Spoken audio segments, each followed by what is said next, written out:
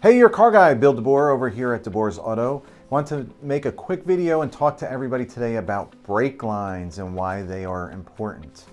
So brake lines are what connects your vehicle's hydraulic brake fluid system to the brake calipers that are on the wheels that actually perform the stopping when you apply the brake inside the vehicle. So it's a very intricate and important piece of the braking system that needs to be looked at and addressed.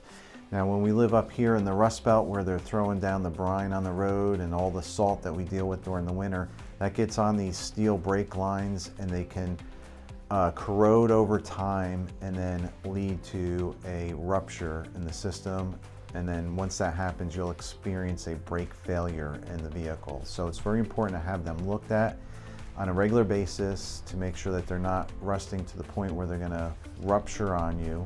The other thing that we like to do is a brake flush, because not only can brakes rust from the outside in, or they can also rust from the inside out. So brake fluid is actually hygroscopic. So what that means is that it attracts water into the brake fluid system.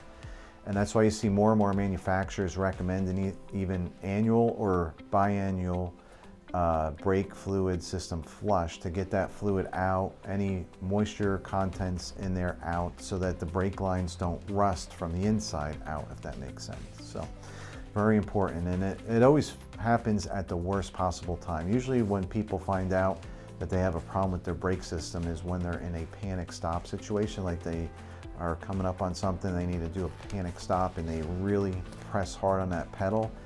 And usually if there's any weak spots in the brake system, that's when it's going to blow. So it's very important to stay on top of this stuff.